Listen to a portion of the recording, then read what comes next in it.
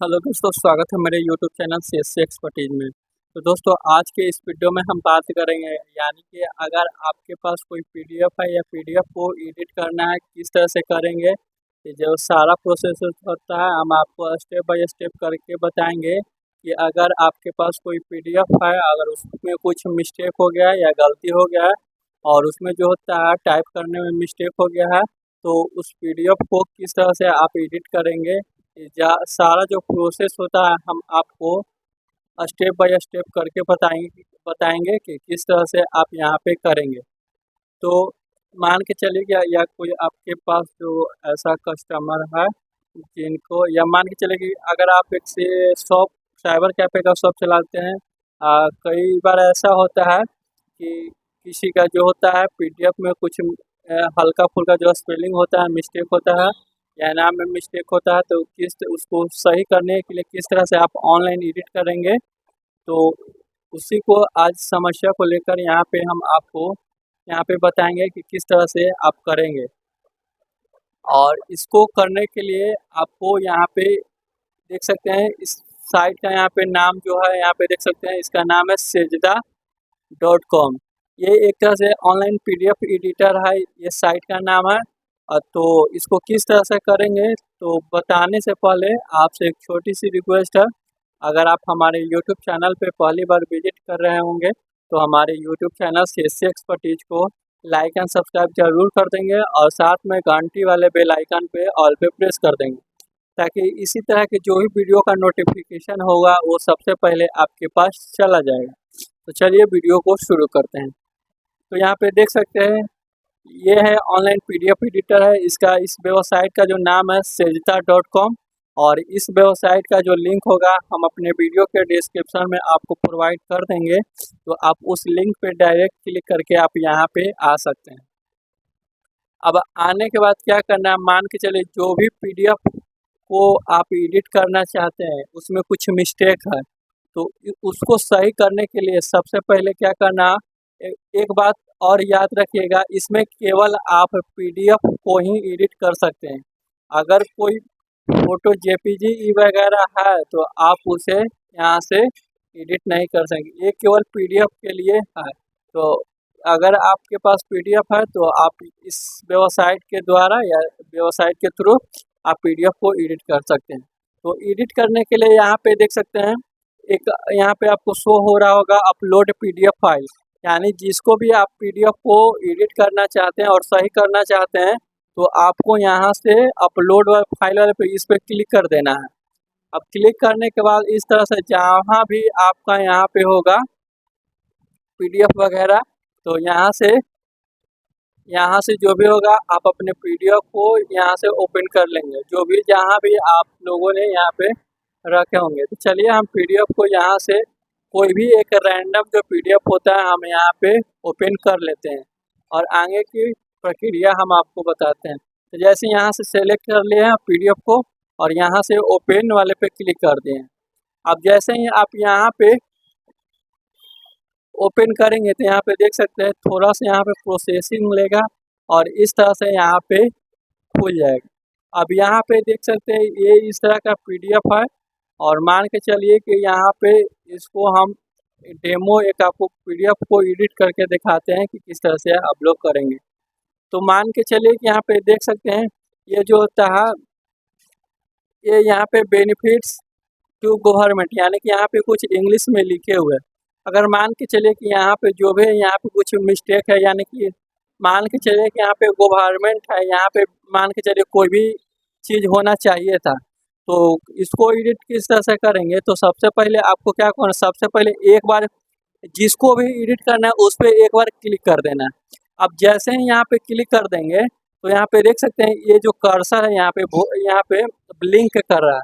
तो इसको क्या करना है, आपको इसको जहाँ भी इसको हटाने थे इस कर्सर को यहाँ पे लेकर आना है, यानी कि आपके जो भी कीबोर्ड में ये वाला जो कर्सर होता है, यानी कि राइट साइड वाला कर्सर होता है, एक ऊपर की तरफ कर्सर होता है, तीर का निशान आपके कीबोर्ड में होता है, तो आप कीबोर्ड में देख सकते हैं। तो उस वाले कीबोर्ड को यहाँ पे प्रेस करेंगे, ये देख सकते हैं यहाँ पे मेरा राइट साइड यहाँ पे आ रहा है, यानी कि कीबोर्ड में जो भी जो एरो का निशान होता है राइट साइड वाला उसको क्लिक करेंगे तो इस तरह से यहाँ पे आपका भी आ जाएगा। अब मान के चलिए कि गवर्नमेंट को हमको एडिट करना है तो देखिए लास्ट में आपको आ जाना है। आने के बाद एक जो यहाँ पे होता है स्पेस वाला बटन यानी कि बैक स्पेस होता है आपका जो भी कीबोर्ड में, उसको यहाँ से कैसे होता है डिलीट यानी कि हटा देंगे, जिस तरह से बैक स्पेस से हटाते हैं। तो यहाँ से देख सकते हैं इस तरह से यहाँ पे हटा दिए। अब मान के चलिए कि हमको गवर्नमेंट के जगह लिखना है कोई भी चीज़, मान के चलिए कि हम कोई भी मान के चलिए बताने के लिए यहाँ पे लिखते हैं हमको पटना लिखना है। तो पटना लिखना है तो यहाँ पे आप टाइप कर देंगे सिंपली जैसे टाइप करते हैं। देखिए पी लिख दिए हैं, ए लिख दिए हैं, टी लिख दिए हैं, एन ए पटना। अब देख सकते हैं इस तरह से आप यहाँ पे लिख सकते हैं। तो इस तरह से आप एडिट कर सकते हैं। देख सकते हैं यहाँ पे हमने यहाँ पे गवर्नमेंट लिखा हुआ था और हमने उसको हटाकर यहाँ पे पटना लिख दिया। अब यहाँ पे आपका इस तरह से हो गया। अब मान के चलिए कि यहाँ पे एक बी है यानी कि बोल्ड का बटन है और यहाँ पे एक इटैलिक का है। तो इसको किस तरह से यूज करेंगे, अगर मान के चलिए कि इसको थोड़ा सा बोल्ड करना है तो इसको यहीं से एक बार इस पर क्लिक कर देंगे और फिर उसके बाद तो चलिए अब मान के चलिए कि इसका जो होता है यहाँ पे एक बार क्लिक कर देंगे।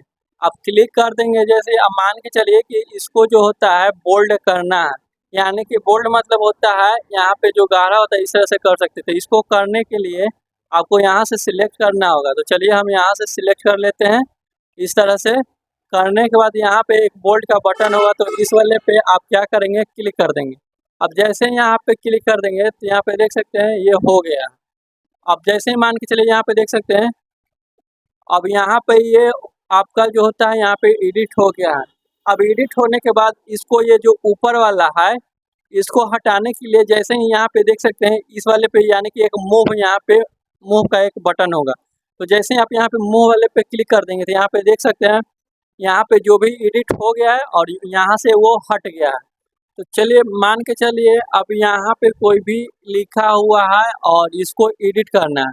तो एडिट करने के लिए जिसको भी एडिट करना है सिंपली आपको एक बार इस वाले पे क्लिक कर देना है।